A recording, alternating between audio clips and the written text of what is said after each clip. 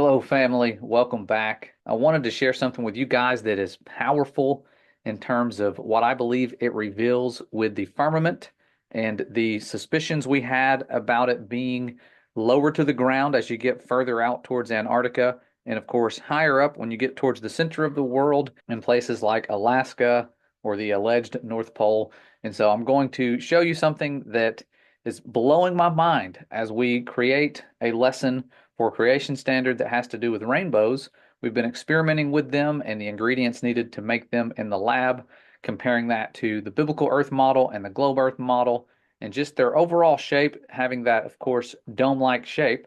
And a thought I had was if these rainbows have anything to do with the firmament and the firmament's elevation changes as you get further out, just maybe their shape would change as you go further out. And I want to show you some of the images that came up when I was looking for them in various locations like Alaska. You see this pattern right here, extremely high arch. And this is again in Alaska, a few hundred miles west of Anchorage. And then another one here in Alaska as well. That really cool, unique pattern. It doesn't look like the ones we have around here, almost like a triple rainbow. We have double rainbows, but this is spectacular. I've never in my life seen one look like this where I'm at. And I've seen a lot of rainbows, but that's Alaska. When you go a little bit further south in Canada, here's another typical double rainbow, similar to what I've seen many times. But then we're going to go even further south, way further south, Australia. Here's what the rainbow started looking like. And then I typed in rainbows in Antarctica, trying to find some of them. And oh my goodness, check this out. A flat rainbow. I mean, this thing is so flat. Look at this. And this was taken in February of 2009 by the BBC when they were filming, guess what? The Frozen Planet. So the irony here, they're filming a show with the name Planet in there, and the rainbow is as flat as I have ever seen. It almost looks like if you tried to walk under it, you'd hit your head on it. This is spectacular.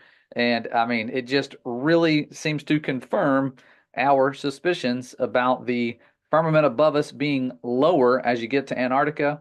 And of course, here's another photo taken by Michael Ligero, and not quite as low as that other one. So the location may be slightly different, but just look how low that is compared to what you're used to seeing if you live in the northern so-called hemisphere like I do.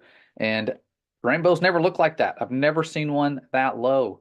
And so going to Antarctica, looking at rainbows, things like that, I know they're about to have their so-called final experiment, which is just an observation. And I'm seeing that there are countless observations that seem to prove the Bible is correct. And putting it to the test is fun because you can put the Father's words to the test and you're going to have fun doing so. You're going to find a lot of evidence. When you start trying to put worldly wisdom to the test, the evidence is going to fall apart because our Father is telling the truth about his creation. There were no scientists that came along or mathematicians and just figured stuff out and debunked the Bible. His words are true. His prophecies are coming true as we speak. And we are blessed to be in the times we are seeing this stuff.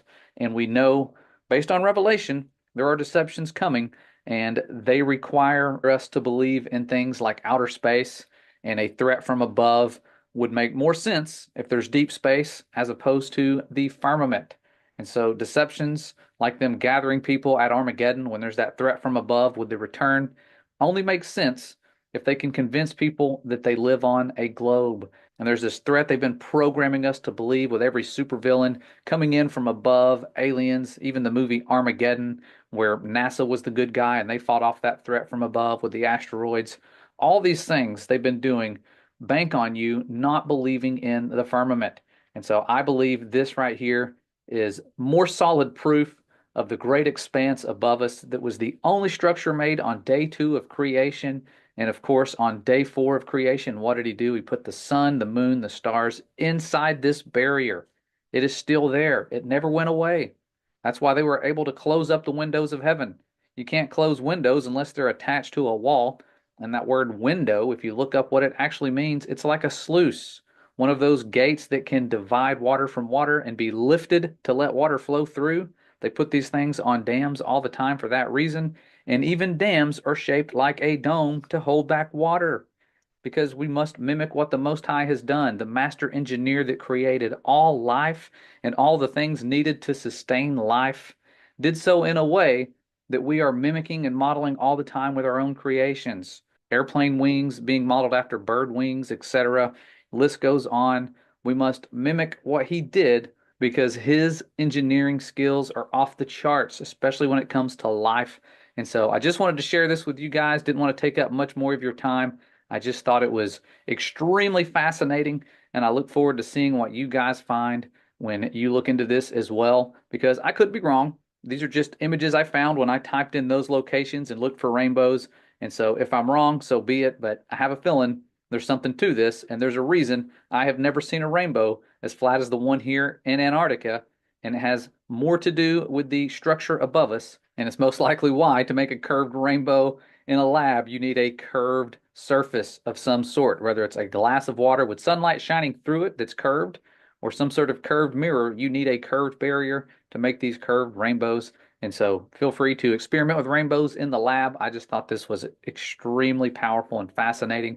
Hope you guys enjoy it, because the deceptions are definitely ramping up, and we are blessed to know what we know. We just need your help waking the masses, those who are able to see the deceptions for what they are and also see the proofs of the firmament for what it is.